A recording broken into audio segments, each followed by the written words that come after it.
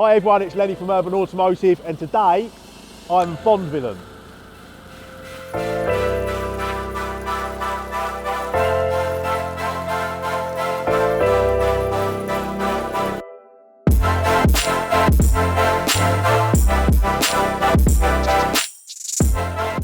So the first thing you'll probably notice is the road noise, the tyre noise of these huge 35-inch tyres. It's ridiculous. And it's a shame we haven't got a point of view camera, because you just see necks snapping. If you thought the V8 Defender turned heads, this thing is on another level. So we're currently doing 50 mile an hour.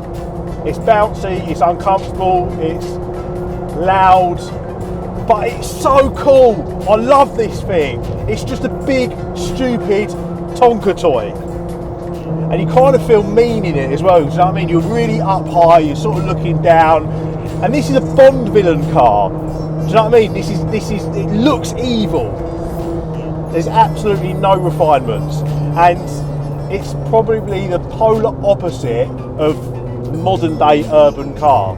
You think we do everything from these old school Defenders all the way up to the £250,000 Lamborghini Urus, and they couldn't be any more different.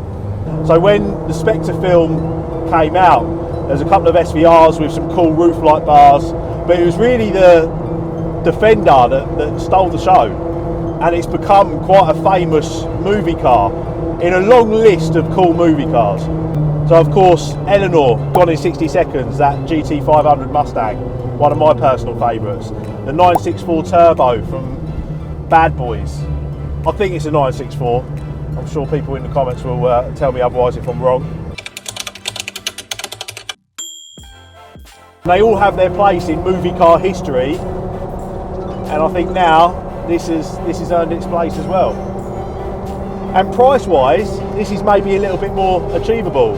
Eleanor GT500s are sort of $150,000 to $200,000. The Porsche 964 from Bad Boys, I'm sure they're about 200 grand plus. But these, we sold these between, depending on mileage, about 50 to 60, top end 70 grand. So with this being one of the ultimate movie cars, let us know what your favourite movie cars are. And like most Defenders, it sounds like it's falling apart as you're driving it, but it's just so cool. There's wind noise, there's tyre noise, it's rattly, it's bone shaking, but it's just so cool and I love it. And customers tend to switch it up a little bit just for their own spec and their own comfort.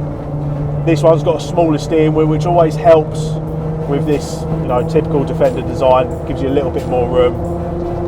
And this has also got a modern double DIN unit, so for your Bluetooth, your sat nav and everything else. But apart from that, it's pretty much as the movie car was.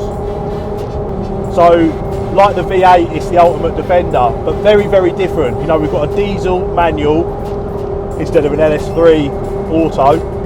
This one has been lifted, whereas the V8 one was lowered, so you're not rolling about as much. Obviously this is a pickup as well, so it's got the full roll cage, which makes it look even more aggressive, whereas the V8 one is more sleek and a little bit more modernised and more for road use. But look, if you're after a toy, your third or fourth car, and you've got to get it past the boss or the missus, just tell them how practical it is. It's a 5-seater, perfect family car, plenty of room for the kids and the dog in the back. Pick up, so you can chuck a wardrobe in the back as well. So using parts that are as close to the movie car as possible, this is almost an exact replica. So I suppose the biggest feature on this is the 35-inch tyres and the lifting kit. Give it that big, aggressive look. Huge wide arches, the snorkel, the full roll cage, roof rack. Everything about this car is over the top and aggressive. So this is a customer's car, so massive thank you to Anthony Binns of AB Transport for lending us this for the video today.